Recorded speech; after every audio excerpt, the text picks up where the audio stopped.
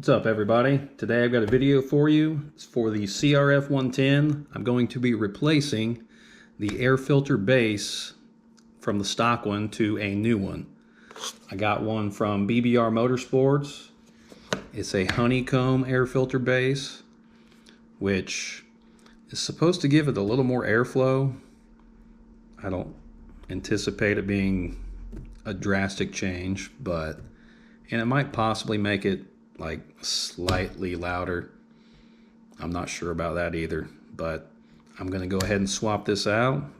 While I'm at it, I'm going to be replacing the air filter with a new air filter. This one comes pre-oiled, so I don't even have to put oil on it. I can just slap it in there. But let's see what's in here. So we got some stickers. We've got some instructions. We have the air filter base. It's got 2 holes in it for screws, and the screws are right here. They'll slide right in there, no problem.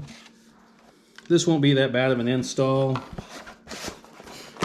I think there are 4 bolts that hold on the air filter assembly, and I think that's it.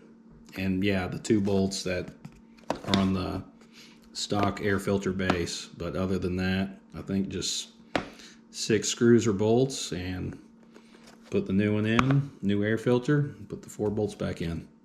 Let's get into it. So my watch is reading about, I don't know, 77, 78, 79 decibels. So we're going to see if there's an actual difference when I replace the stock air filter base with the new one from BBR. So the first thing we have to do, you can take the fender off if you want to. You don't have to. You can still get to the bolts. There's a bolt here, a bolt there, and on this side there's a bolt there and one down below right there. So we'll start by taking those bolts out. The bolts that are going to come out from the stock air box are 8mm bolts, and you'll just have to move the fender, turn your wheel just to have the space to get into them. The next move we're going to make is to take off the stock air box, which comes off. May have to move this fender a little bit.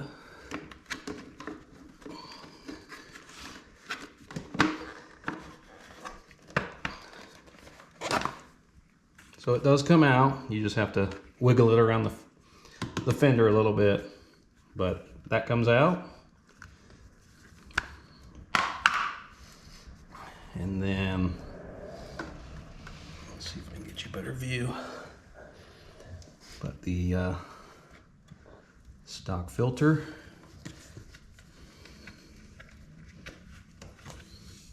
That comes out. It's not even that dirty. But I thought while I'm in here, I'll do that. So now,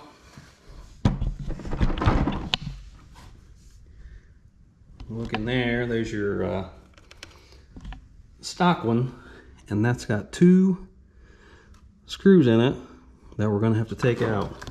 One here and one behind this little tab here. So now we are going to take these 2 screws out. They are Phillips head screws.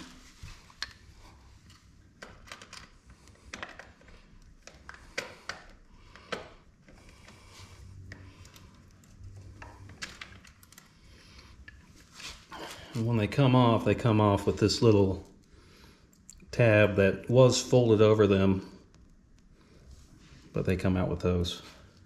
So once you take those screws out, the stock air filter base will come out. And there it is. So we'll set that to the side and we'll get ready to put the new one in. So here is our new Honeycomb air filter base, and we're going to slide that in where the other one was.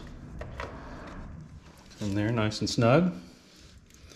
So now we are going to take those 2 screws that it came with, which they're actually Allen head bolts. They're not screws, I'm sorry.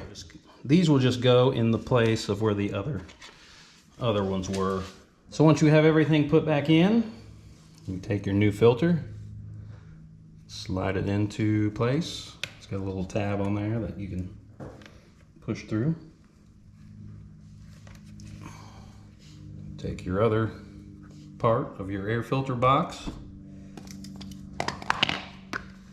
slide this back in there. You have to work it around your fender a little bit, but it'll slide back in there, and then you can put your 4 bolts back in. Once you have the 4 bolts back in your air box, the project is complete, and now you can start it up and go right as you please. So after installing, you see that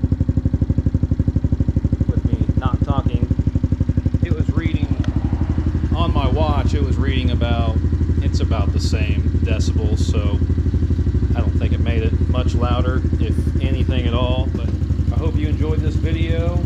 I hope if you're on the fence about installing that, you'll realize it's not that hard.